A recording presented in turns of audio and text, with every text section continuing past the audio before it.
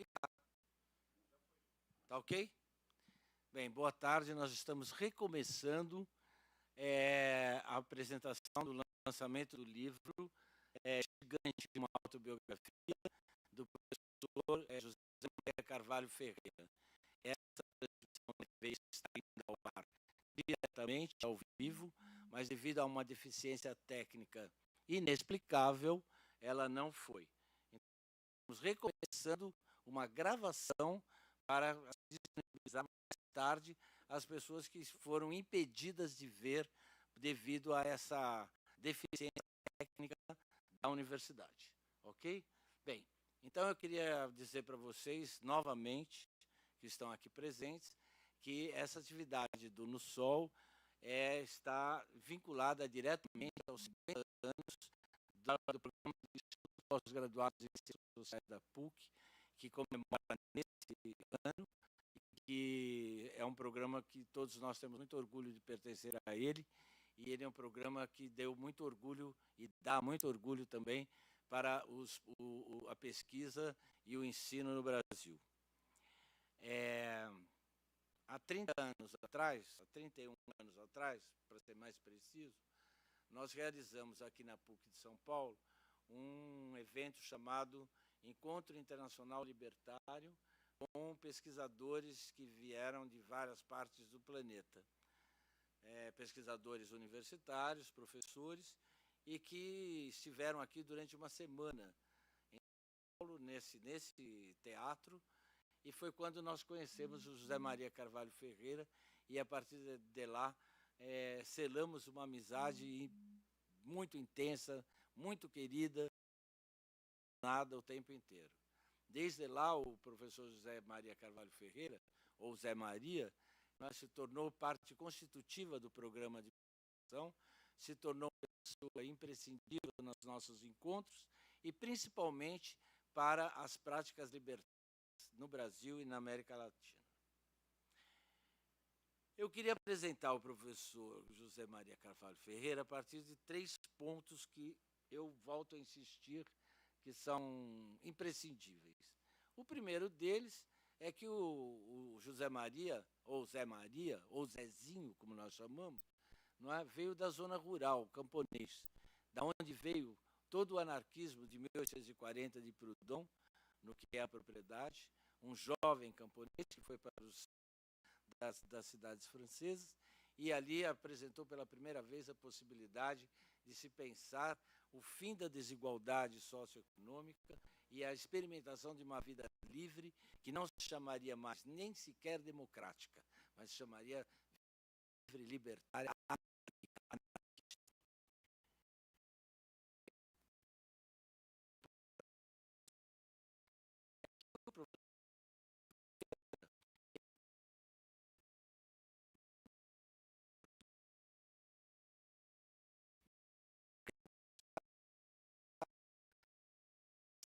No final dessa sessão, para convidar as pessoas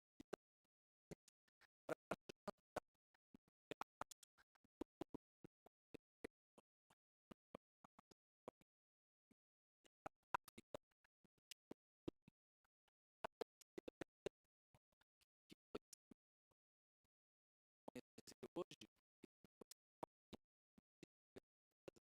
saberão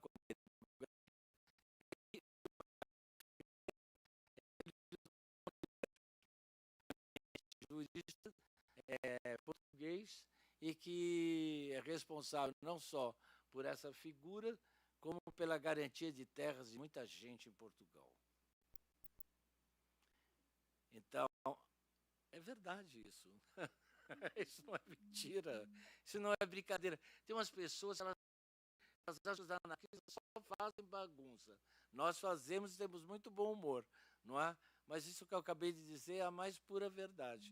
Quando você comprar o livro e ler o primeiro capítulo, você terá desvendado a paternidade do Dr. Margarete. Eu quero passar a palavra para o grande pesquisador, professor, companheiro, amigo, querido Zé Maria, Zezinho, José Maria Carvalho Ferreira, para inaugurar essa sessão de muito orgulho para nós que somos daqui da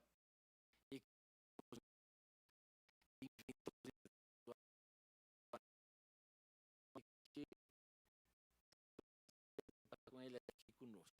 Então,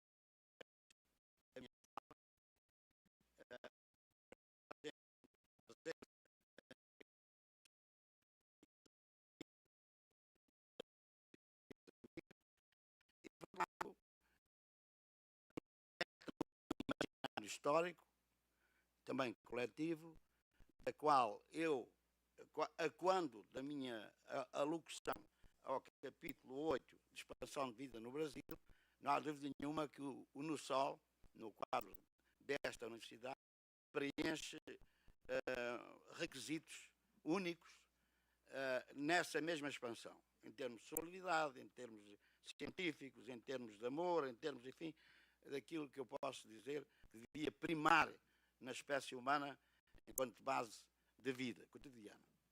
Bem, então, após este início, eu penso que devo focar-me nos factos, no Brasil, fatos, na teoria dos 10 capítulos que percorrem, que atravessam a vida. O capítulo 1, eu devo dizer que é alusivo à vida cotidiana no contexto de uma família pobre. Eu nasci em 1945, mais concretamente 25 de novembro, e numa aldeia denominada Bucarelos, numa comuna, que o Brasil tem um caráter administrativo, que se chama ou denomina Meca, no município de Alenquer, no distrito de Lisboa, no país de Portugal. É evidente que eu, quando esse nascimento, eu tinha, na altura, em 1959, em 1 de agosto de 1959, meu pai suicidou-se.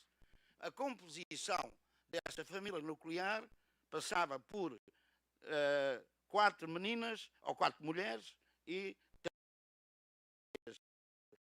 3 homens.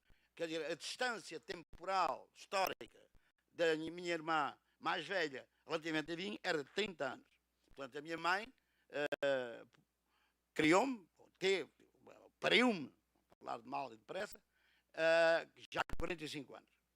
Bem, devo dizer que aquilo que o Edson falou, o meu pai era o Dr. Magalhães, de onde releva esse nome. Meu pai tinha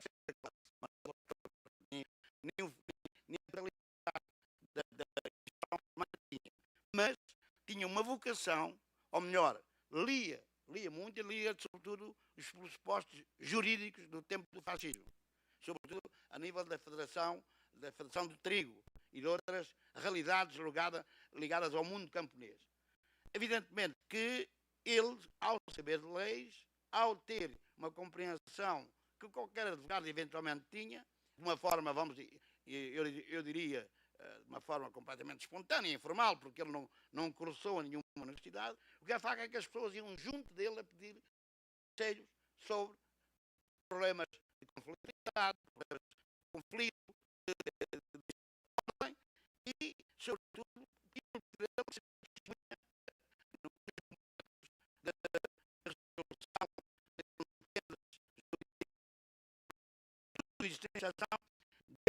uma social, uma publicidade social, de ele ser denominado o Dr. Magalhães, coisa que não era, mas era denominado, e as pessoas chamavam-lhe Dr. Magalhães, não lhe chamavam António Ferreira, que era o nome dele. A minha própria mãe, que era analfabeta, era denominada a Magalhona, chamavam-lhe o nome de Magalhona, o feminino de masculino Magalhães. Seja como for, era o chefe da minha família e necessariamente era aquele que ditava e decidia de tudo o que era necessário a esta família camponesa pobre. Entretanto, suicidou-se quando ele tinha na altura, 50, já não me lembro muito bem quantos anos, porque ele nasceu em 1897, não tenho bem presente, mas seja como for, ele tinha 3 anos e 8 meses. Portanto, ele suicidou em 1 de agosto de 1949. Ora bem, aqui há duas realidades que eu tenho que focar. Uma, eu apercebo hoje que eu ainda não era objeto de socialização dos ditames judaico-cristãos. Em termos de valores, ética, de moral. Esse funeral em 1 de agosto de 1949 foi uma agitação terrível devido às pessoas que afluíam ao próprio funeral, aos choros, às condolências, mas isto não era algo que era negativo, ou era relações com a morte. Isto quer dizer que o bem e o mal comigo não existia na altura, ou pelo menos não me percebia disso, que a vida e a morte também não tinham distintividade nessa altura, portanto não havia oposição, e quer dizer que eu posso, com alguma veemência, dizer que eu, até aos 4 anos, 5 anos, eu ainda não era objeto de socialização da civilização judaico-cristã. É facto que a morte do meu pai, o suicídio do meu pai, traduziu-se depois numa precariedade e numa inconsistência da economia doméstica, na sua reprodução. Porque eu tinha pai para ser para a viúva, para a mãe, e para dividir para os irmãos. Para a gente da terra, para trabalhar em várias frentes, entre os quais o vinho. O que é facto é que essa situação de diminuição da economia doméstica realmente despotenciou as capacidades da minha mãe de liderar o processo. Portanto, ela, trabalhadora assalariada, coisa que não tinha sido até então. Então, este aspecto é fulcral, e eu vou para a escola mais tarde, digamos, com quase 8 anos, em Canados, que é uma aldeia próxima, e cursei a escola entre 1953 e 1957. Mas como não era pobre e não tinha capacidade para poder sobreviver a partir da família que tinha, é bem evidente que eu tive que enfrentar para o trabalho. O trabalho assalariado. Portanto, quando tinha 11 anos, eu antes já ajudava na faina agrícola, mas com 11 anos, eu primeiro fui agrícola, enfim, dar sulfate aos trabalhadores mais velhos. Depois fui trabalhar na empedreira, depois trabalhei numa fábrica de tijolo e numa fábrica de café. Café não é fábrica de café, peço desculpa, num café. Numa localidade próxima da minha terra que se denomina Labrogeira. Bem, eu posso dizer que eu antes tinha tido, a nível daquilo que chama experiência sexual ou emergência sexual, tinha tido, sobretudo com meninas, bem entendido, tinha tido experiências, mas eram meramente episódicas, eram meramente, quer dizer, imitativas ou fantasmáticas, não mais digo isso. Eu nesse café, com 12 anos, eu, portanto, trabalhava, como era necessário trabalhar, como garçom, vocês chamam garçom. Entretanto, há uma senhora que vem de uma zona, ela era da parte de casa, senta-se no café. Eu não sei porquê, a primeira vez que tive experiência sexual com uma senhora, quando tinha 12 anos, e isso foi o resultado, porque ela era de veras interessante, podia ser prostituta, não podia ser outra nesta situação, que é facto que eu deixei o café deserto às moscas e fui para cima para o primeiro andar deleitar-me com esta primeira experiência. Lá levei um pontapé na bunda, quer dizer, foi a primeira vez que fiquei desempregado. Bem, a partir daí eu vou para outras profissões, ainda enfim,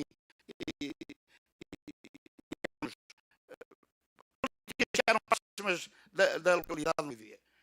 É facto que é aí que se começa a aparecer uma apetência de relações de mobilidade ou de mobilidade para a cidade. O campo aparecia a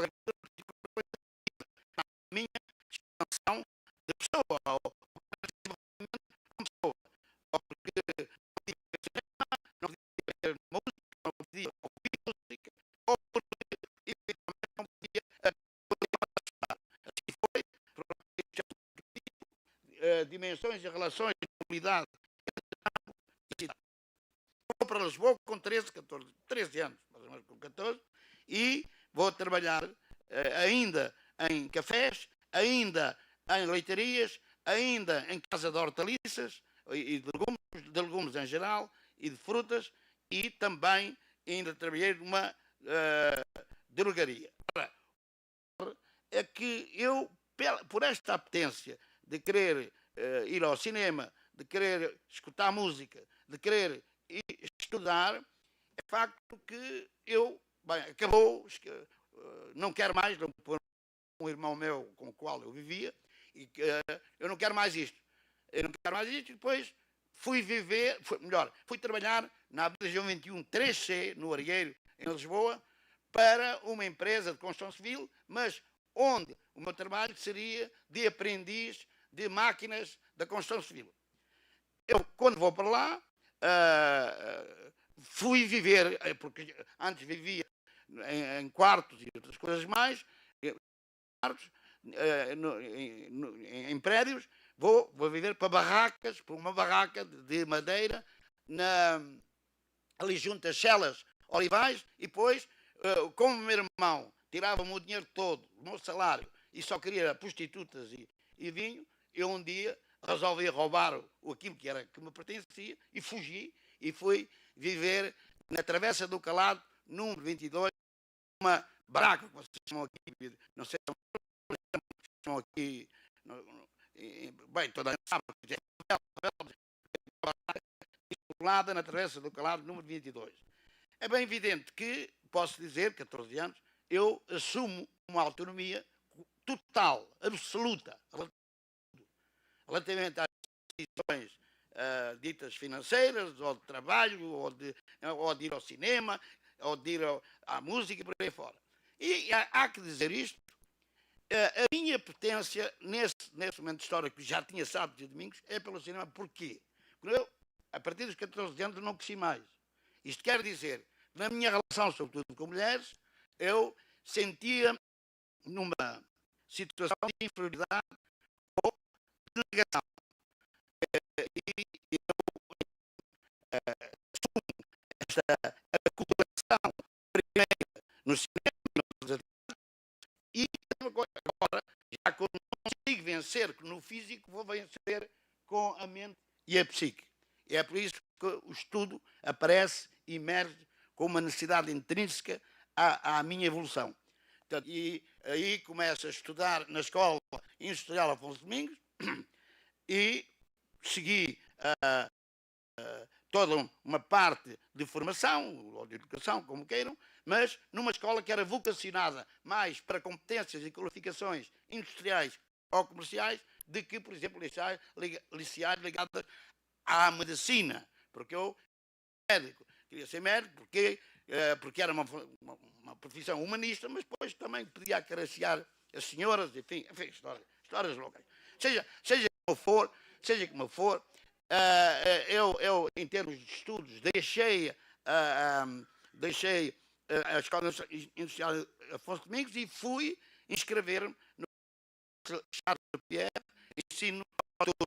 E cheguei a fazer até o terceiro ciclo, havia o primeiro, segundo e terceiro ciclo. O primeiro ciclo era o primeiro e segundo ano, o segundo ciclo era terceiro, quarto e quinto, e o terceiro ciclo era sexto e sétimo. E depois, a partir daí, tinha uma habilidade positiva se conseguisse realizar tudo isso, de entrar na universidade. Bem, ocorre que, entretanto, tenho que dizer porque é que eu não acabei.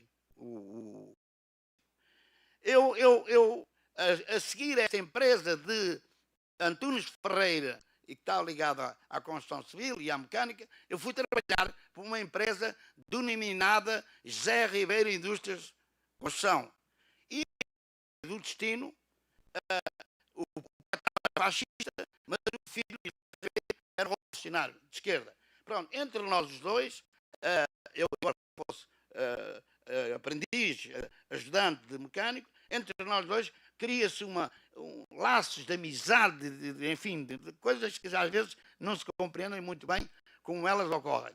Só que é facto que esta amizade se traduziu. Eu ia muitas vezes à casa dele, eu viajava muito com ele e, sobretudo, lia determinados livros. Que ele tinha uma grande biblioteca. Do Brasil, lia mais ou menos 2, 3. Um do Graciliano Ramos e Jorge Amado. O Jorge Amado, a maior parte dos brasileiros, até às vezes nem sabem que esse livro. Jorge Amado é do Partido Comunista. E eles fazem, nos anos 50, escreve um livro que é O Mundo da Paz, que aquilo é um hino ao comunismo, se fosse qualquer coisa, é paraíso terrestre. O comunismo é um paraíso terrestre. Eu fiquei de tal maneira, como dizer, embevecido, identificado que aqueles problemas, o comunismo é a melhor coisa do mundo. E o do Graciliano Ramos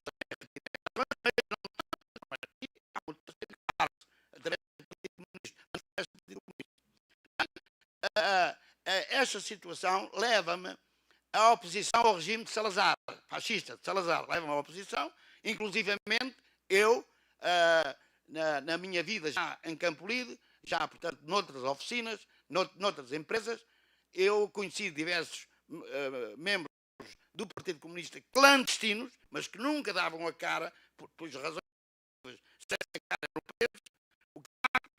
que eu tinha um ativismo muito grande, pronto, era, digamos que era naquele caso em Campolide, a plasticidade social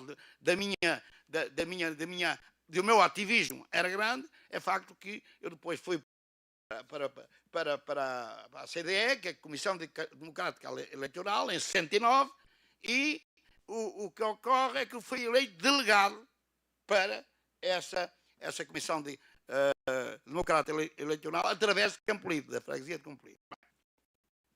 Tudo isto em que a minha vida era a revolução e não era ser mecânico, embora tivesse que trabalhar como mecânico, e não era estudar. Portanto, daí a perda de energia, de potência, para acabar o terceiro ciclo, na Charles de Pierre. E isto aconteceu que nessas eleições eu estive preso. Foi a única vez que estive preso em Portugal ou noutra parte no mundo. Em França, e mesmo no Brasil, nunca estive preso. Não, houve situações no Brasil, mas que não. Bem, ocorre que eu começo a ganhar a potência de ir ao encontro do tal mundo comunista, da tal auréola, do tal farol comunista que é Cuba. E então eu começo a pensar, a ajudar a construir o comunismo em Cuba. Nesse sentido, eu falo com o Lido Ribeiro, um querido amigo, Lido Ribeiro, que mais uma vez me arranjou as relações para um jornalista que era Adriano Carvalho do Jornal do Século, e eu consegui chegar à fala com o encarregado de negócios em Lisboa, de Cuba, porque não podia ser um embaixador, porque para haver relações diplomáticas deste tipo, teria aquilo que havia entre Cuba e Portugal. Ou seja, no sentido de não haver relações diplomáticas. Ocorre que eu, a primeira vez, vou ter com o encarregado de negócios, eu, muchacho, estou a trabalhar na escola técnica, monitor, e depois a reforma social, enfim, por aí fora. E, à segunda vez, manda-me ir à casa dele, e com declaração de revolucionário, com 4 fotografias. Que eu era comunista, que era contra a fascismo. Eu perguntei, mais tarde, naquela altura não pensei assim. Uma devia ser para o KGB, outra devia ser para a PIDE, que era a Polícia Política, outro devia ser para o Partido Comunista e outro para o Partido Comunista Cubano. Bem, seja como for, eu entro numa jogada de loucura imaginária. Eu não digo que é loucura, de imaginária ajudar a imigrar para a França. Tem que ver a imigração como processo ideológico e revolucionário. Aí eu vou para Paris, e depois que na minha cabeça chegava a Paris, falava com o embaixador, apanhava o avião e ia para Cuba. Tudo isto na minha cabeça.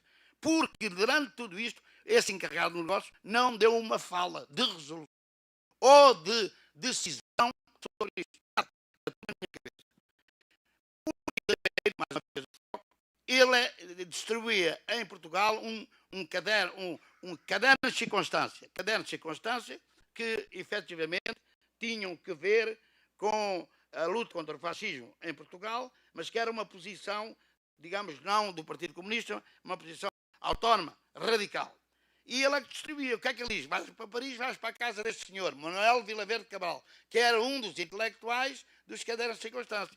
Ainda havia, que alguns aqui conhecem, sobretudo os anarquistas, que é o João Freire, também lá estava, e outros. E eu lá fui bater no quinto andar. Andar para um lado para o outro. Não fui táxi, para a Rua Vazigar, número 33, eu soube aqui no quinto andar, batia, ninguém respondia.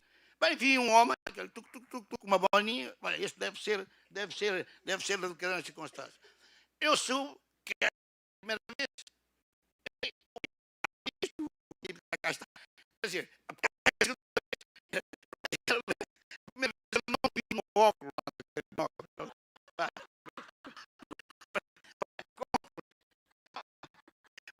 O que é certo é que esse facto de entrar nos cadernos de circunstância foi crucial para a minha evolução como ideologia, como revolução.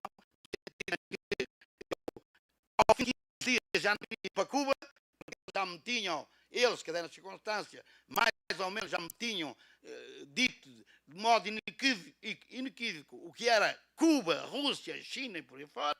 E eu, então, o meu deslumbrar pelo comunismo atenuou-se de uma forma, eu diria, drástica. Mas eles tiveram ousadia e, por mais, têm inteligência de me pôr no meio da sala e eles à volta. E, portanto, eu falava. E, portanto, há ali encontros de uma teoria com o operário radical autónomo, portanto, que era eu. Pela experiência que eu tinha tido durante vários anos em Portugal. Ora, ocorre que eu não ajudei naquilo que se chama elaborar qualquer texto nos cadernos de circunstância. Quando lá cheguei, em abril de 1970, os cadernos de circunstância já tinham, em certa medida, acabado. O número 7, que foi o último número, já tinha acabado. Não obstante, eu depois, eu também sei que era em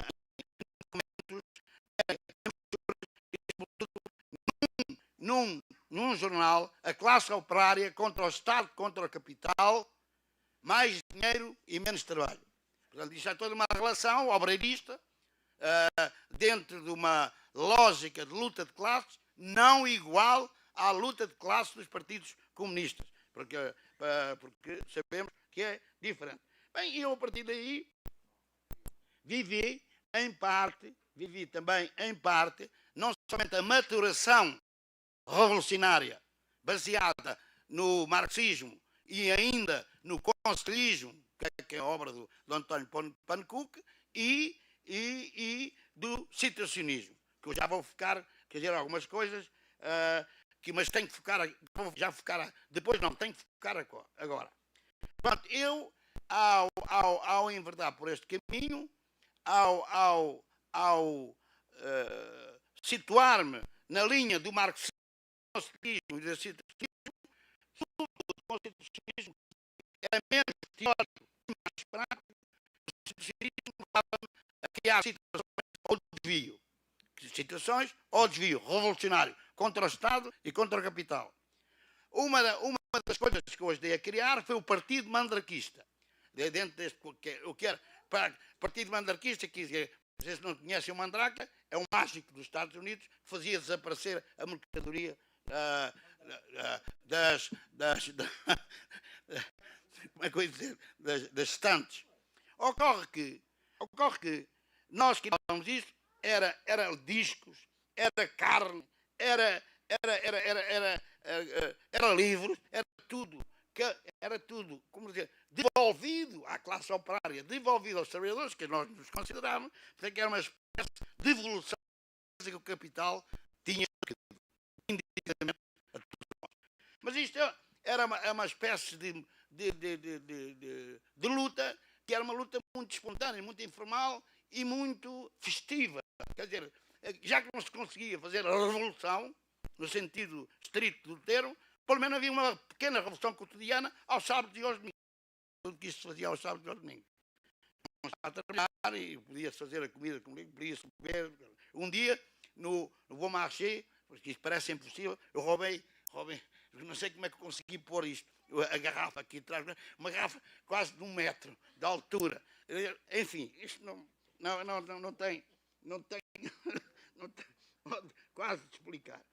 E tem outra coisa que importa sobremaneira aqui salientar, a que era, já que sou pequenito, não tenho êxito ou sucesso com as mulheres, vou alimentar o cérebro,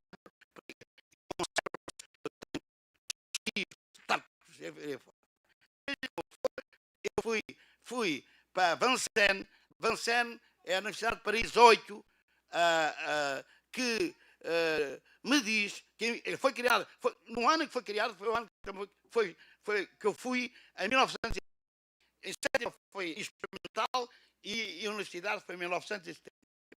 Pensando que era a deslocação maciça dos estudantes revolucionários e dos professores revolucionários, entre os quais, vocês sabem, muitos é o Foucault, Châtelet, Sartre e outros, para aquele local Vincennes. Portanto, aquela agitação que havia nas ruas de Paris e em outros sítios deixou de haver. Portanto, aquilo foi, não há dúvida nenhuma, uma grande esperteza, uma grande decisão do ministro de Fort e Pompidou, pelo presidente Pompidou. Então, eu tive a minha formação no sentido, portanto, que se entende por promoção educacional e digamos, de canudos, da devido a esta história de muito avançar, sobretudo as exigências que eram feitas nas universidades para o vestibular. Ninguém mais podia, sem ter o vestibular, de entrar na universidade. Ali, no meu caso, mesmo eu não tinha o 7º ano, porque é o vestibular, mas de qualquer forma, como era operário, como tinha mais de 25 anos, foi decretado ordem revolucionário e foi um monitor. Bem, isto, digamos que o capítulo 3 passa ao capítulo 4, que nos diz do maio de 68 em França à Revolução de 25 de Abril em 74. Bem, para mim, o maio de 68, porque eu cheguei em 70, portanto eu sou um prolongamento lógico. Mas muitas coisas que se passaram em França em maio de 68 foram, em certo sentido, muito importantes. Não havia tanta agitação, não havia tanto automóvel incendiado, não havia tanta reivindicação, sobretudo greve dos operários, foi 10 milhões tiveram durante o mês e que depois foram traídos pela CGT do Segui, porque no sentido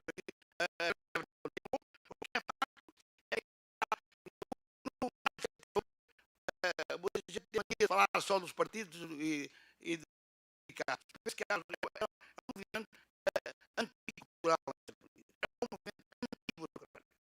28 de março, a Terra é uma luta dos estudantes, por exemplo, homens estar com mulheres livremente, passarem de quartos a quartos, não terem que ser confinados a uma situação espacial, quer dizer, impeditiva de falarem ou de terem relações amorosas. Para além disso, a luta contra a burocracia, a luta contra mesmo os partidos e sindicatos, porque o movimento libertário, embora não tivesse expressão em siglas, teve muita importância, sobretudo naquilo que é a espontaneidade, a informalidade e a democracia direta, que veio há muitas lutas, há muitas reuniões,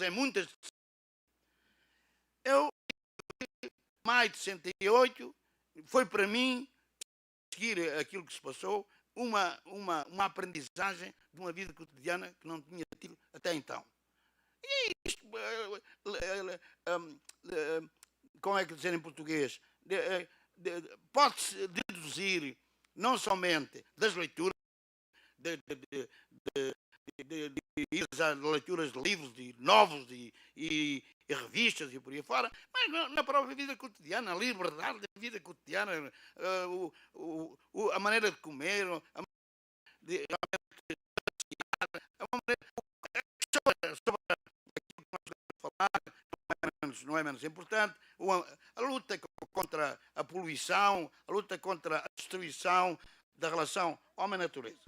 Bem, eu passo agora a um aspecto que não é menos importante, que é a Revolução Portuguesa de 25 de abril de 1974.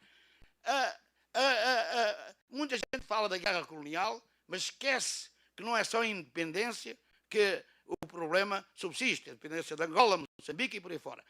Muita parte do exército português desertou. Muitos portugueses desertaram. Alguns da guerra colonial.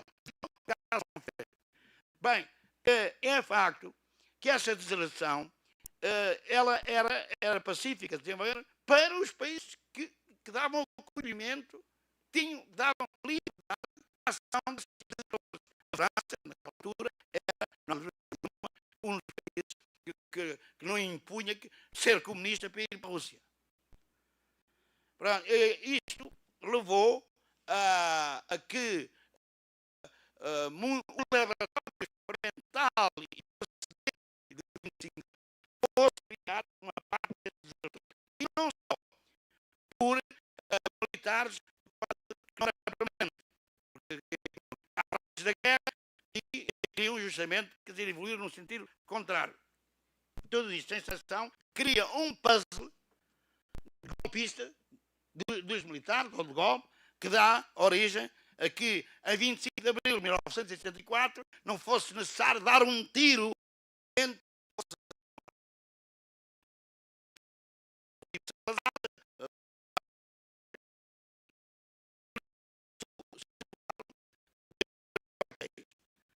Santarém e outros. Evidentemente que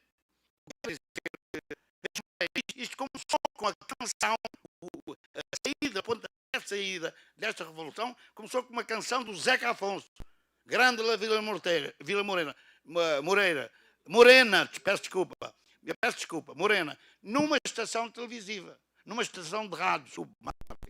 Tudo isto leva a que depois há um caldo ideológico irrepetivo, maoístas, trotskistas, castristas, e maoístas de diferentes clubes, Partido Comunista, que é uma coisa perfeitamente louca. Mas uma parte substancial tinha que ver com maio de 68. Tinha sido com uma educação que se tinha feito em 68. Não saiu do Espírito Santo, nem saiu de outro lado qualquer. Portanto, e neste aspecto, podemos dizer que, para mim, há uma grande relação do maio de 68 como experiência histórica e o prolongamento que tem em Portugal em 25 de abril de 1974. Eu entrei nesta revolução de uma maneira um pouco abrupta ou não abrupta, mas também um pouco desvinculativa. Quando eu tive a notícia em Paris, estava a trabalhar em Paris, trabalho temporário, como mecânico, eu em todo lado. Já conhecia a Espanha, já conhecia a França, não, a Espanha não, porque a Espanha estava na altura numa ditadura. Mas a França, a Itália, a Alemanha, por aí fora, não importa. No entanto, quando voltamos para o em junho de 1964, eu disse que não é assim. Essa revolução não é assim. E aí eu tive uma relação bastante íntima, bastante integrada, com a Sogantal, 48 mulheres que fizeram greve, com idades que ia, sobretudo entre os 16, 18, 19 e 20 anos e pouco mais acima, e foi uma revolução onde rotação de trabalho, salário igual para todos e, inclusive, venda direta do produto. Nas feiras, eu inseri-me aí, portanto, estava muito de acordo com as minhas teses, que era a autogestão, a autonomia horária, por aí fora. No entanto, esta greve acabou. E o 25 de Abril acabou. Parece que acabou em novembro. Acontece que, na segunda vez que eu vou ao Portugal, porque continuava a trabalhar em França, eu tive a oportunidade de responder ao anúncio do jornal Diário Popular para o emprego de um equiparado assistente. Eu respondo isto em setembro, venho para Paris outra vez e uma amiga minha, Rosa, escreve bem de urgência que está aqui a possibilidade de seres professor. Assistente equiparado. Não disse, bem, eu agora daqui estou pronto para entrar no quinto capítulo, que é a entrada e saída no mundo universitário. Eu fui de urgência no dia 17 de outubro de 1965. Bem, mas tive que andar de avião, já horas, e chego ao ISE, na altura chamava-se Instituto Superior de Economia da Universidade Técnica de Lisboa. Quando eu entro lá, vejo 42 pessoas, bem, tenho que esperar. Não foi isso que aconteceu. Eu entrei em primeiro lugar. Entrei para a entrevista. Bem, eu vi que eu ia dizer qualquer coisa, mas, de qualquer modo, eu fiquei em primeiro lugar e ficou em segundo lugar o Manuel Pinto Barbosa, que depois foi reitor da Universidade Nova de Lisboa. Seja como for, eu hoje, já vou falar o que é o mundo universitário para mim, mas se hoje fosse a entrevista, coisa que é impossível, porque já me mudei, mas se fosse a entrevista, eu não ficava em primeiro lugar, ficava em 42º lugar. Agora,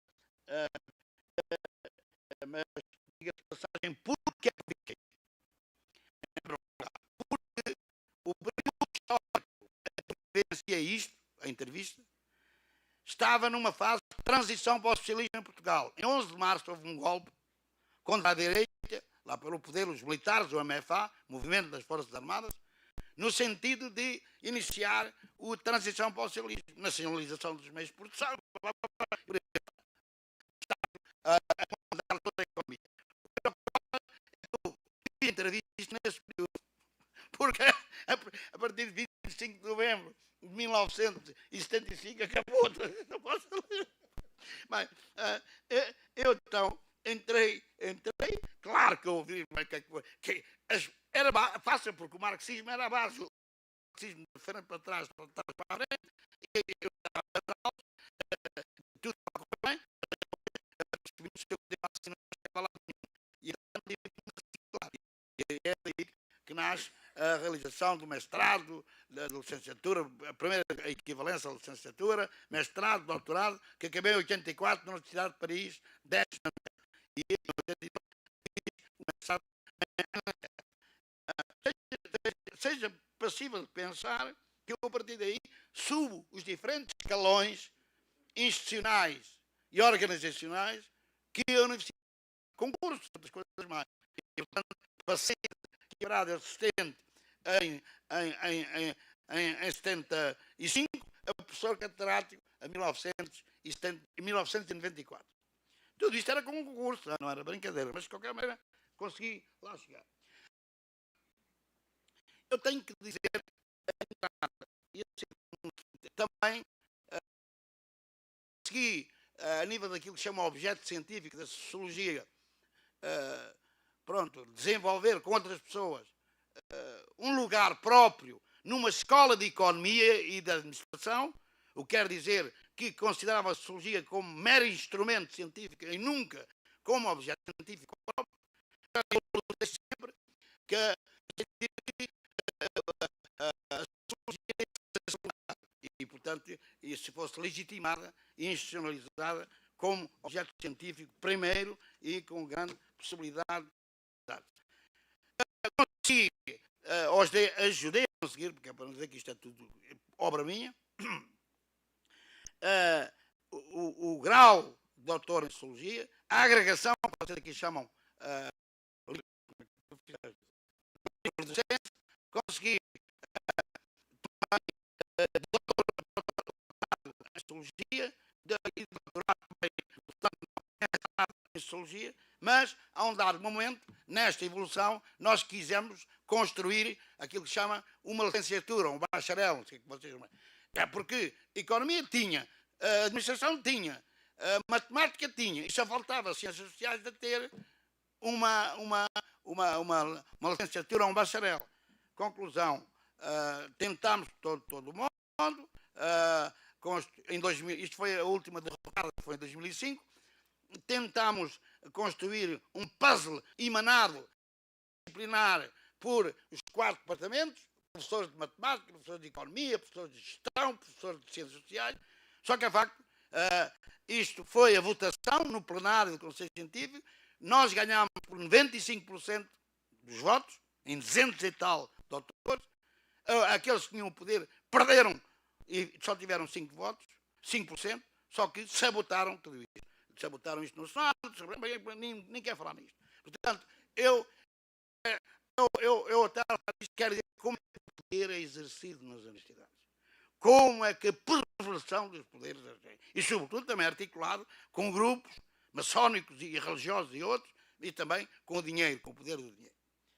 Outra coisa que fizeram, que para mim é altamente negativo, uma querida amiga, Rita Raposo, ela era para mim definitiva e não via que era outra, que era a votação que eu e o colega fizeram, e aquela cambada quis pô-la na rua, não me dando nomeação definitiva. Quando digo que as pessoas que tiveram nessa função, não posso generalizar a outras pessoas.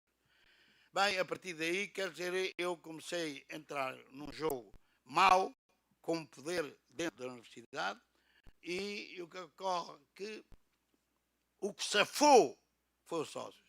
Porque o sócio é um centro de investigação em Sociologia Económica das Organizações, foi criado em 91, que deu força e corpo à própria Sociologia, ao ponto de ser fundação de excelência, fundação ao ponto de acompanhar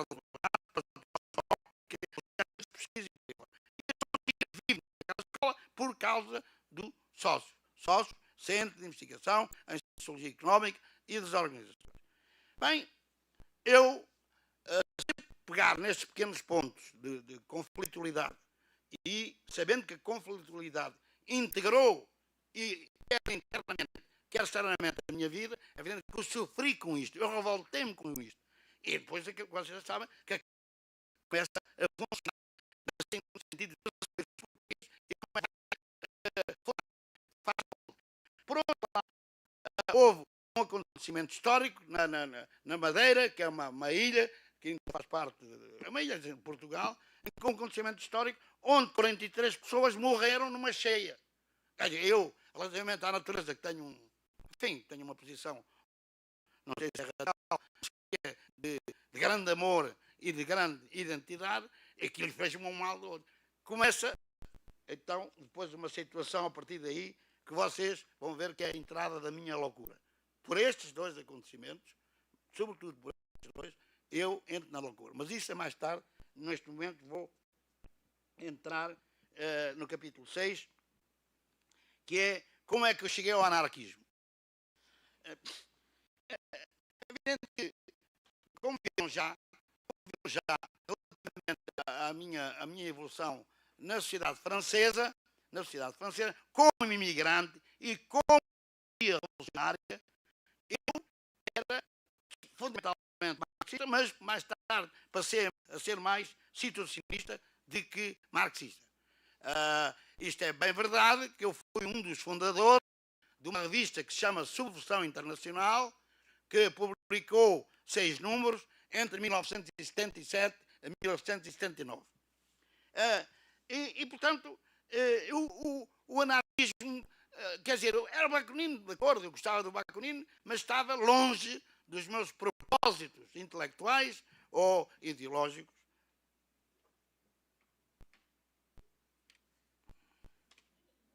Bem, pronto, o anarquismo só se eu entrei na batalha.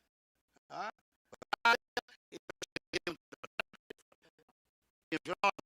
Diretor da batalha, mas depois censura. Bem, entre o anarquismo e a anarquia, também vou ser breve. Eu já tinha escrito muitas vezes isto, mas agora acho que está mais solidificado, mais maduro, para dizer agora de modo seguinte. Eu, na altura, a anarquia interpretada, explicada, compreendida, de diferente modo, que há diferentes anarquismos. Eu dizia os vários anarquismos a anarquia não é bem assim. Não é bem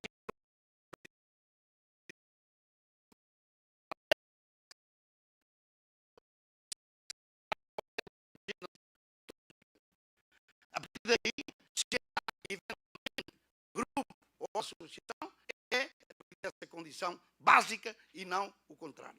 Não é a partir do modelo que a pessoa é anarquista, mas é a partir daquilo que se chama o indivíduo soberano e autónomo, livre e criativo e amigo e para não dizer mais outra coisa, e livre. Já me estou aqui, por causa dessa coisa de me desenvolver a coisa, porque já estou atrasado. Ora, é uma ruptura que eu tenho, em certa medida, com os anarquismos, a partir daqui. Mas o que eu faço também é dar no meu entendimento, dar uma posição de legitimidade e de positividade ao conceito de caos. Cada autor intelectual,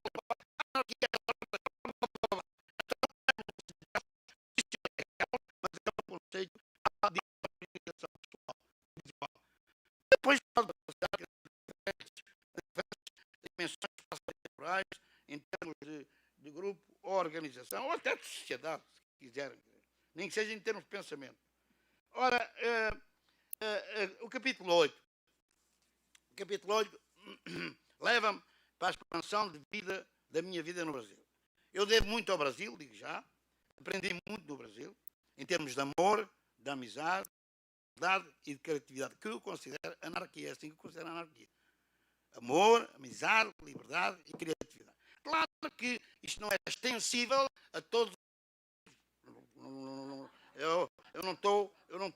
Não tenho essa panaceia de chegar aí. O que é facto é que, evidentemente, o Brasil tem uma coisa boa relativamente a outros países e a Portugal. A informalidade e a espontaneidade é mais importante que a formalidade e que a institucionalização, comportamento. E isso faz com que as pessoas sintam menos desamadas os esquemas passivos da formalidade e da institucionalização. Mas depois há pessoas muito boas, também há que muito má, mas não interessa.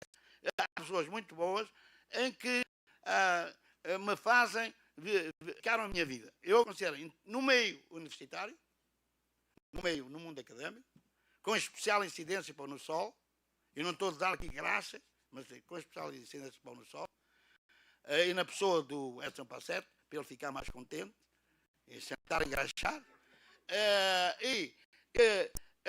mas tenho gente muito amiga em Porto Alegre, enfim,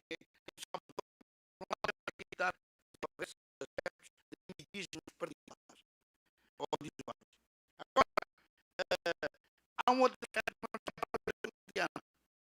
que não passa necessariamente pela vida académica, no sentido em que se pode vivenciar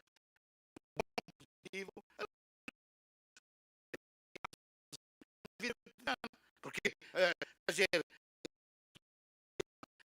não fora de beijar, fora digamos, partilhar o comer, enfim, Não, eu acho que na vida cristã são as belezas naturais do Brasil. O Brasil é único em belezas naturais. Não é o ser continente, tem belezas naturais que realmente são únicas. E isso faz parte da vida também. Eu acho que a nível do anarquismo tive realizações muito positivas, mas bastante positivas, quer a nível de congressos, colóquios, enfim, outras realizações, publicação de livros, vídeos e por aí fora. Pronto, aqui está a minha homenagem ao Brasil como experiência de vida. Aqui está, nem é só homenagem, aqui está a base da minha vida, a potência da minha vida. Capítulo 9. Eu, com base naqueles dois fatores, dentro daquela lógica universitária e aquela tragédia na Madeira, eu enlouqueci em 5 de maio de 2010 e em 6 de 2010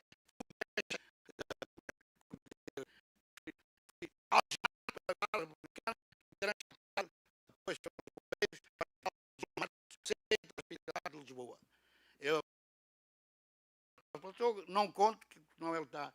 Ele diz, pois não conto. Bem, conclusão, eu estive lá 4 vezes em termos de horizontes temporais distintos. Em 3 de março 22 de 2010, tive a seguir 31 de dezembro de 2010, tive a seguir entre 4 de setembro a 22 de setembro de 2011 e depois, porque eu não tomei os medicamentos que devia tomar, pronto, aquilo do isso, porque me faltava lítio. Lítio é fundamental para a estabilidade do sistema nervoso e, portanto, estive lá entre 20 e 27 de março de 2013. Bem, digo-vos dizer que, para acabar mesmo neste aspecto, que a relação ou a diferença entre loucura e normalidade é preciso começar a pôr em linha de conta, que é muito, que às vezes há muita invasão da realidade. É mais negativo e mais louco do que ser. Vivi lá, até ajudei a criar mais ou menos de uma maneira informal um falancério, lá com a parte das pessoas. Claro que quando eu estava numa situação já de lucidez e de o facto é que vivi esta experiência e tive sorte de voltar a este mundo dito normal. Porque se ficasse lá, acontecia o mesmo, que eu vi lá muita gente, coitados, deambulavam lá no lugar, mas fumavam um cigarrinho e não existiam com uma relação. Bem, e de uma civilização, não vou demorar muito tempo, porque já está atrasado. Eu já estou atrasado. Eu acho que a maior parte das coisas que eu foquei aqui, se pode haver, para mim, uma razão plausível daquilo que é denominado a causa e o efeito, como fenómeno, eu acho que tudo aquilo que é devido à civilização judaico-cristã. O pequeno e o grande, e o gordo e o magro, e por aí fora, é um cavalar infinito de realidades que podem ser utilizadas, porque nunca tomáveis, e portanto que leva a conflitos de todo tipo, disfunções de todo tipo, enfim, coisas que eu não quero imaginar. Portanto, que a anarquia tinha definido há pouco,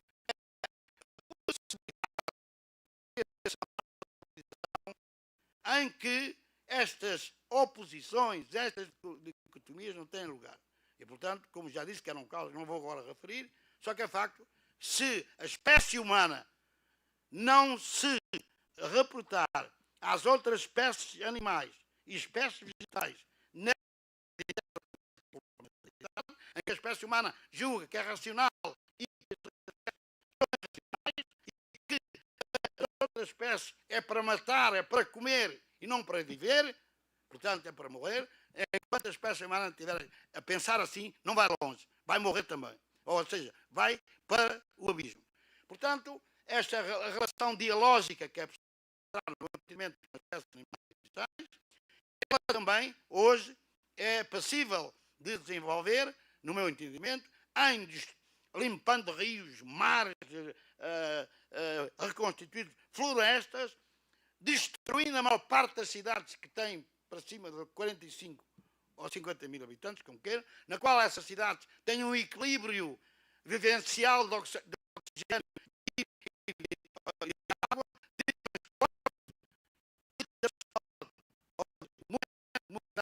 das próprias pessoas. E que se faça dessas terras uma generalização de cidades, digamos, de vida para todo o planeta Terra. E que acabando com cidades com milhões e milhões, que são antes de fome, antes de crime, são antes de medo, são antes de consideração de vida.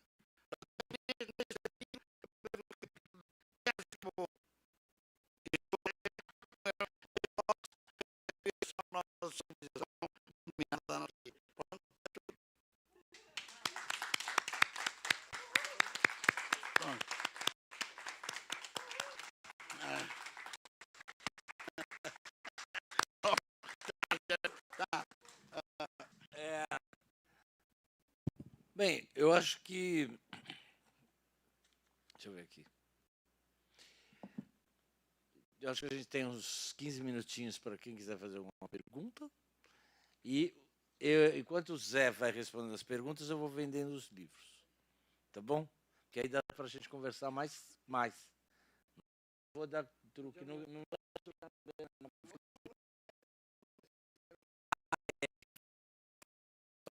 então, vocês... Eu sei, mas o que eu posso fazer é o seguinte, porque como a gente tem que esvaziar essa sala, a gente pode fazer o seguinte, eu vou vendendo os livros enquanto vocês perguntam, e assim que houver a interrupção, ele vai assinando e fazendo os autógrafos, para andar mais rápido. Pode. Entre homem e mulher, não há dicotomia. Saúde, tesão e alegria. Uma falta de uma função de vida. Saúde, tesão e alegria. José Maria, oh José Maria, oh saúde, tesão e alegria. José Maria, oh José Maria. Saúde, tesão e anarquia. Josézinho! Viva todos e todas!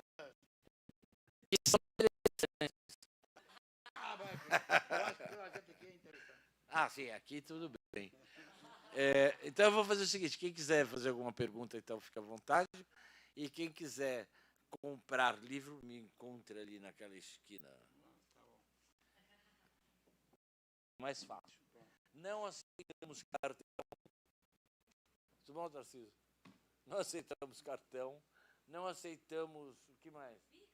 Não, calcinha aceita. Pix. Já tem a coisa. Já tinha bloqueado, já tem Pix.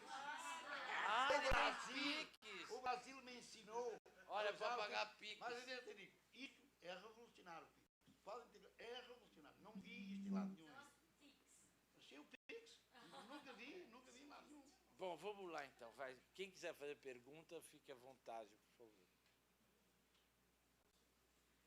O técnico brasileiro passa aqui dentro de 20 minutos.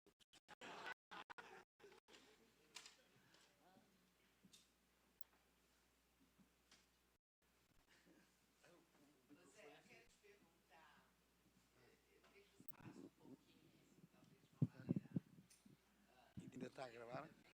Está. Tu? Espera só um minutinho.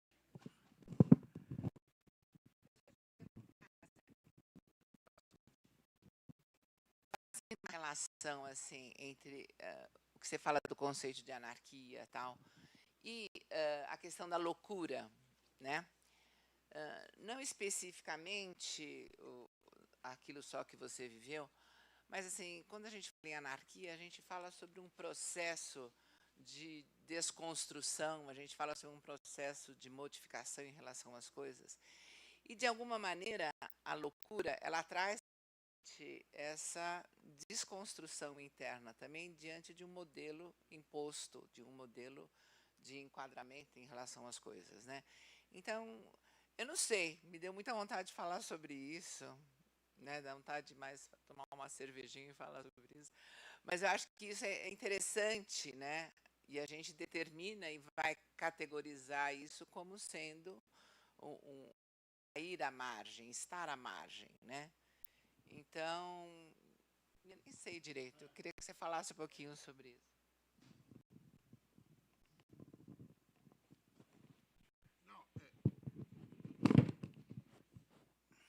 Há muita, eu no meu entendimento, e falando mal e depressa, e raciocinando mal e depressa, eu acho que há similitude entre a loucura e aquilo que é anarquia, no sentido de caos. Mas aqui, o problema é que a anarquia é um caos autoorganizado. Para mim, não é esse conceito dos ideólogos e jornalistas, na presença de um que não compreende, ou que é disruptivo, ou até desconstrutivo, enfim, um fogo que é projetado por anarquistas, vamos admitir, numa fase de insurreição. Eles vão dizer que é uma anarquia. Pronto, anarquia. Se era um anarquismo de tipo insurrecionalista, eu ainda compreendia. O problema é que eles, com a anarquia, embarcam tudo como objeto de observação, respondem tudo, analisam. Está feito. O jornalista. Agora, é evidente, eu falando de mim como louco, quando estava anestesiado, quando eu chego ao. Uma injeção. É verdade que numa fase inicial, depois da recuperação da memória, eu tinha atos que eram perfeitamente anarquistas. Como? Vou contar uma cena. Isto vale aquilo que vale. Eu estava, digamos, como dizer em português, eu estava nada, nem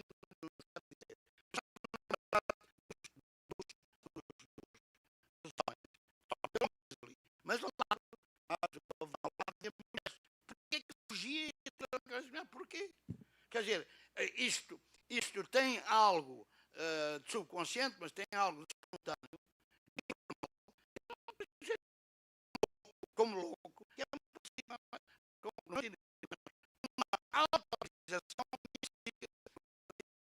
das minhas elucuações sexuais ou outras, não sei, quer dizer, ou das minhas elucuações que eu devo estar com uma mulher e que eu não devo estar com um homem.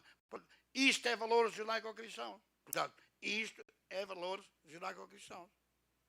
De afirmação na vida. Agora, eu acho que é bom, que tanto de espontâneo e de informal é muito parecido, ou eu não digo que é semelhante, mas que tem vicissitudes comportamentais idênticas à própria anarquia. Porque a anarquia, se ela for desenvolvida como, no meu entendimento, como deve ser, é espontânea, é informal. Porque se for formal, segue o modelo. Se for espontânea e informal, segue a liberdade, a criatividade. Agora, porque é preciso um bocado, eu falei lá com loucos, vi lá um louco, quando ele saía, loucos, eles deambulavam, eles deambulavam fora do pavilhão. Eles já viviam fora do pavilhão. À noite, pediam um cigarrinho. Chegavam a sair, mesmo para a Avenida do Brasil, que é a avenida contígua ao hospital, e pediam às pessoas cigarros, sobretudo cigarros. É engraçado que o diálogo que eu tinha com os loucos era fundamentalmente com o cigarro e eu, como louco, com o café. Duas coisas fundamentais. Depois contávamos histórias da Arca Velha, mas são problemas banais, problemas da vida cotidiana. Portanto, não tem nada de outro mundo. Mas para pondermos de uma forma nua, eu acho que temos de informalidade para matar, para esfolar, por isso aí, já o amor, a amizade, para mim, e a liberdade, não existe, aí já não considero. Porque essa coisa de loucura, que pode ser espontânea, mas dá um tiro na pessoa, essa ideia, não dá. Isso aí não posso.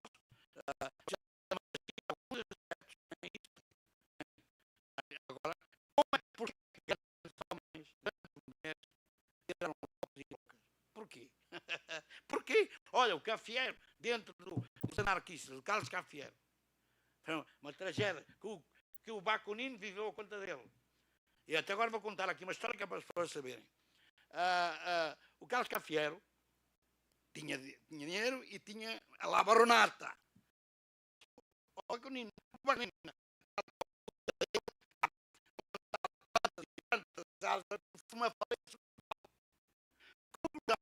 o pobre Cafiero queria tomar mais ou menos, viver lá, não, porque era dele. Portanto, agora, não sei se... E é um grande anarquista, eu admiro bastante, não está fora de dúvida. Mas para verem como é que as pessoas em comportamento real, em comportamento que a gente chamamos palpável, onde a vivência é visível, aconteceu isto. E, no entanto, ele antes não teve este tipo de coisas. Não teve este tipo de atitude nas vivências. Mas aqui, logo, coitado, morreu no Hospital de Loucos. Um homem excepcional, Carlos Cafiero. Mas ele deu dinheiro para os anarquistas, porque ele tinha dinheiro. Foi uma coisa por mais. Pronto. Não sei se respondi, mas como lá ver, que o problema da loucura cai mais no corte da civilização judaica, para mim, mais do que história de anarquia, mais do que numa civilização.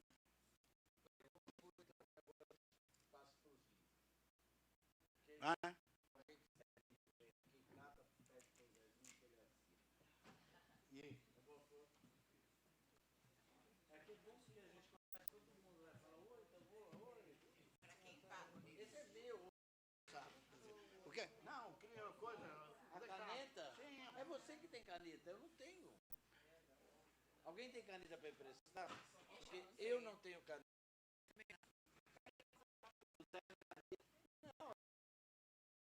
Caneta da... Tem? Olha lá, John tem caneta, pronto. Está aqui, era 155, mas... Já achei aí, já achou. Agora uma coisa. Alô? Alô? Não sei. Ele cobra. Ele tem Pix, ele tem tudo.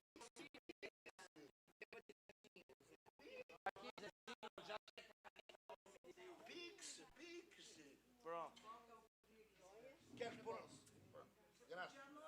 Tu não queres enviar isso? Eu ponho aqui, peraí. Tu não queres ter o coito? Isso, não, isso aqui, ó. Peraí, anota aí direito. Não vai ter isso. Peraí que eu vou... Ai, que gente mais... Dois. Põe aqui, ó. Para mim que precisa ir embora. Então vais embora, deixa-me aqui. Acaba aqui. Calma. Não, você tem que falar qual é o...